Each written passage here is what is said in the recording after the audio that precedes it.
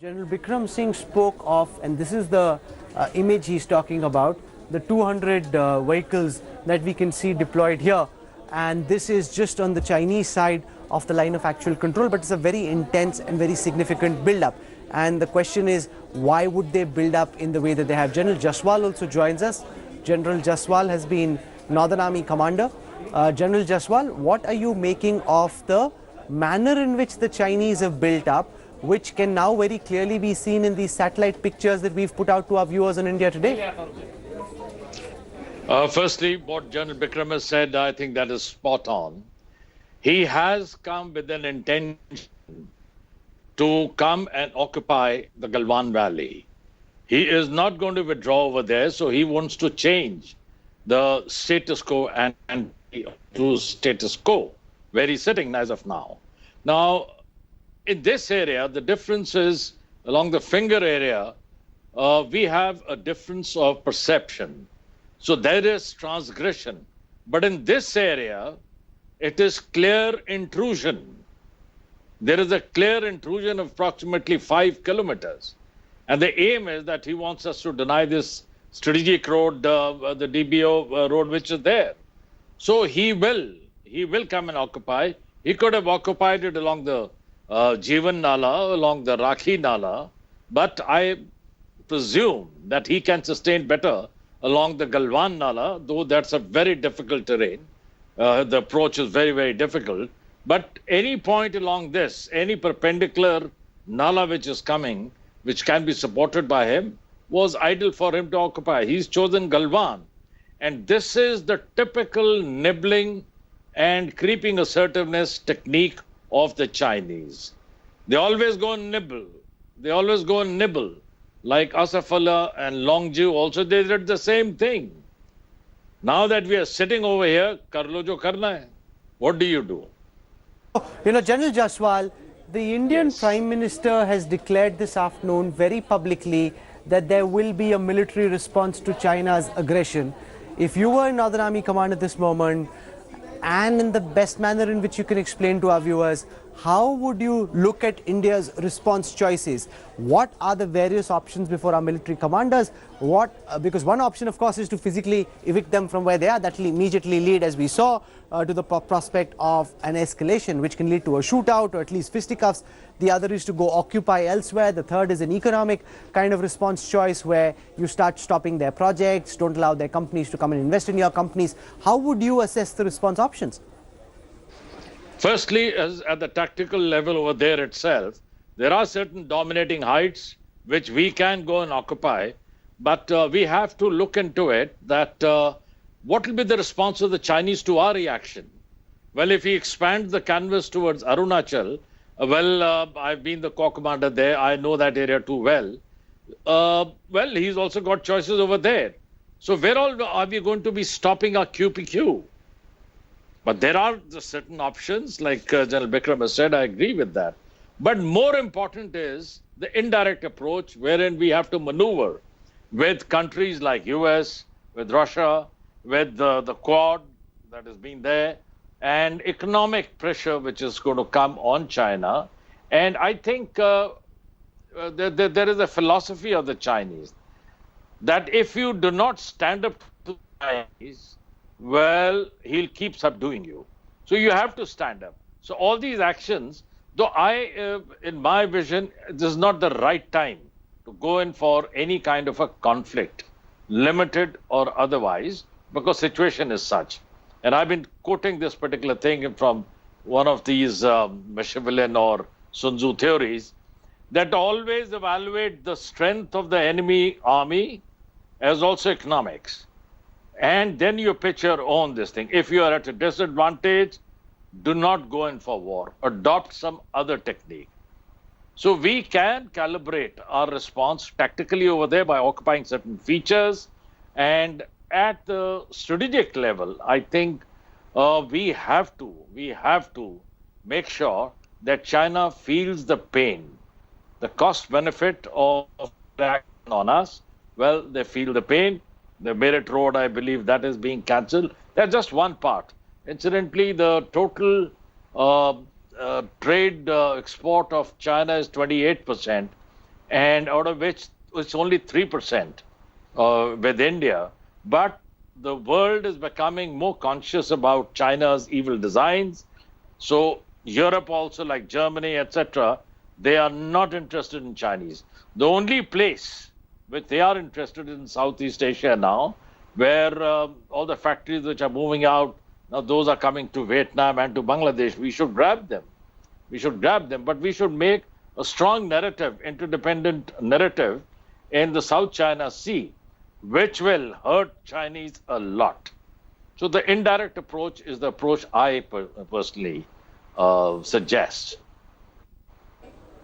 You know, what do you make of the Chinese build-up? I want to show to General Jaiswal and to other viewers who are watching at this time the kind of Chinese build-up that we are seeing, and try and get him to then explain why he thinks the Chinese are building up in the way that they are.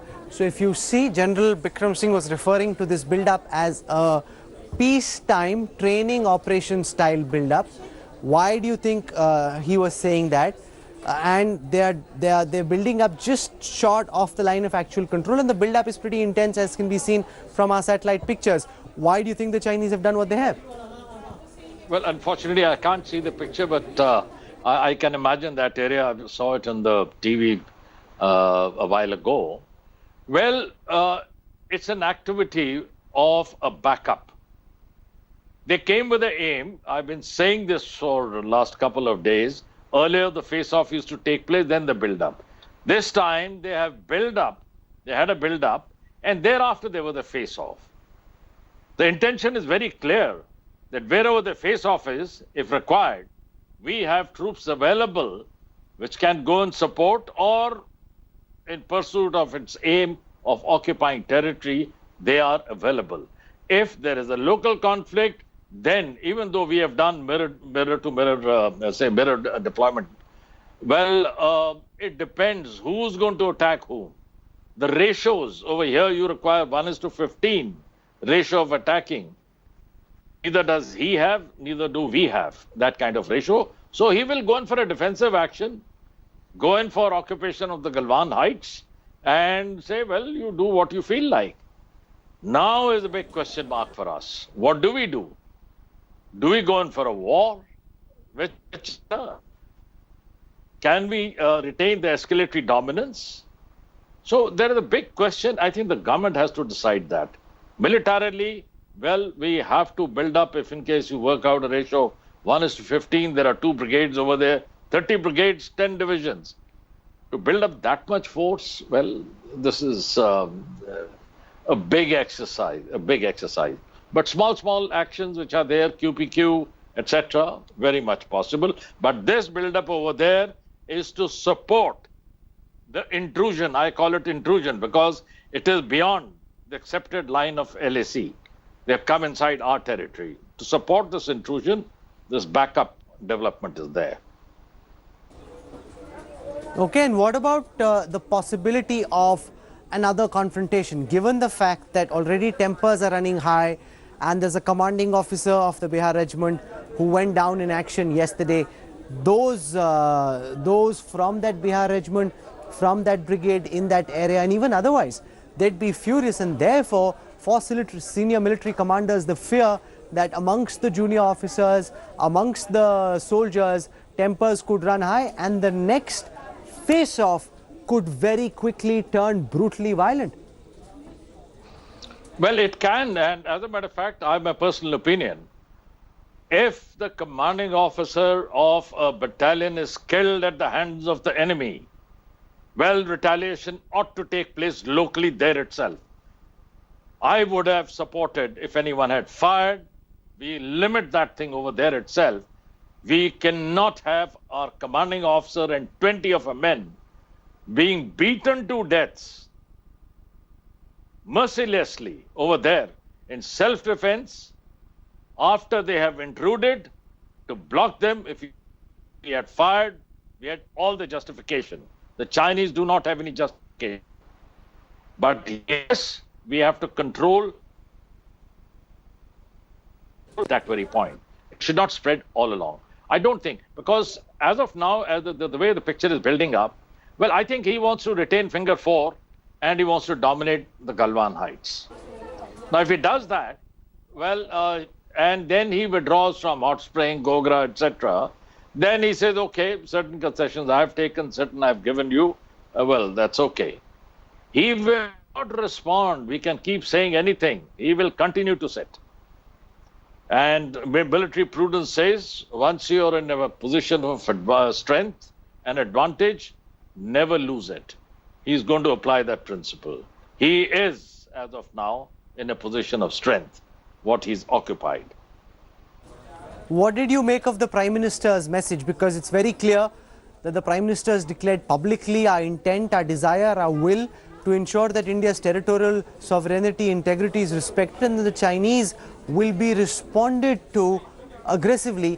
That's very clearly what he said, that he didn't want to turn differences into disputes, but now that we've been provoked, there will be a response. That was his message. What did you make of it? Yes, absolutely. You see, we can go in for QPQ options which are there.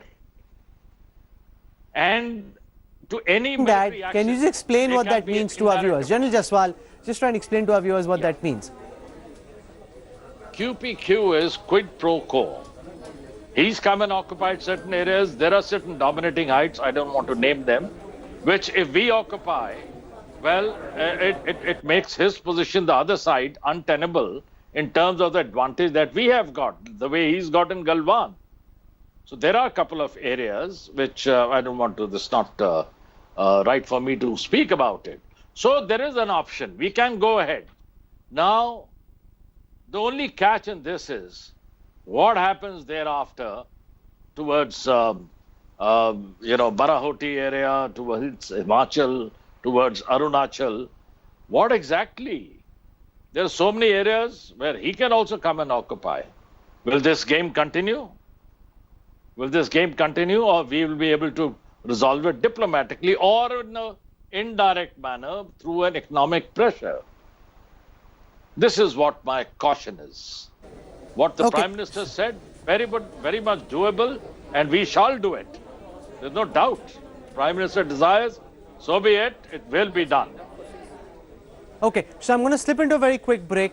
We'll have a lot more for you. We're going to add more elements to these maps and the other information that we've got to be able to piece it together, try and make sense of this very, very volatile situation along the India-China border. We'll have more coverage for you on the other side. Stay with us, we'll be back.